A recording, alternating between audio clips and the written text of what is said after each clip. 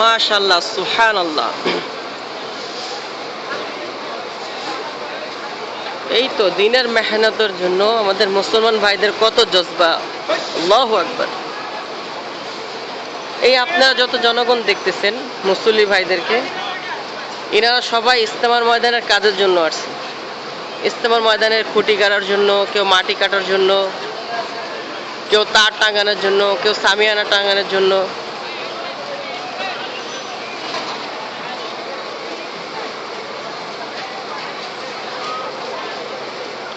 সুবহানাল্লাহ, হাজার হাজার লোক আজকের এই দিনে কাজ করতেছে। তারপরেও ইজতেমার ময়দানের অনেক কাজ বাকি আছে। যদি আমাদের কোনো মুমিন মুসলমান ভাই আসেন কাজ করার জন্য, তাহলে সে বিনিময়ে কি পরিমাণ নেকি পাবে। বলেছে যে ইজতেমার ময়দানের ভিতরে যে প্যান্ডেলটা হবে, সেই প্যান্ডেলের নিচে লক্ষ লক্ষ লোক থাকবে। তারা 5 ওয়াক্ত নামাজ পড়বে এবং কি তাহাজ্জুদের নামাজ পড়বে, কোরআনের তেলাওয়াত করবে, জিকির করবে, দ্বীনের কথা শুনবে এবং জুমার নামাজ আদায় করবে।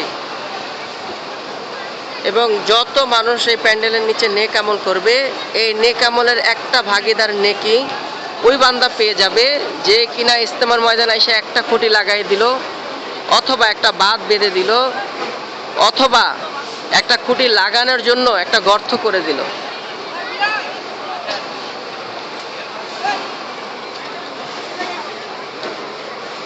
তার কারণ এই ইজতেমার ময়দানে যে সমস্ত আল্লাহ ওয়ালারা আসবেন, যে তারা তাহাজ্জুদের নামাজের সময় যে দোয়া করবেন, হাত তুলবেন, নিঃসন্দেহে সেই দোয়াগুলো কবুল হবেই হবে।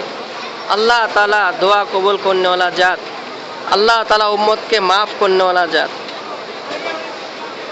আল্লাহ তাআলা সমস্ত উম্মতকে মাফ করে দিবেন, দুনিয়া ও আখিরাতের ভালাই দান করবেন।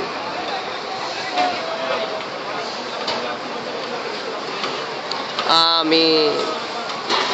এই জন্য আমাদের যারা এই যুবক ভাইরা আছেন, বিশেষ করে সবাই ইজতেমার ময়দানে এসে ইজতেমার ময়দানে খুঁটি লাগানোর জন্য চেষ্টা করি। বলা যায় না আল্লাহ তাআলা কোন নেক আমলের কারণে আমাদেরকে মাফ করে দেন, আল্লাহই তো ভালো জানেন।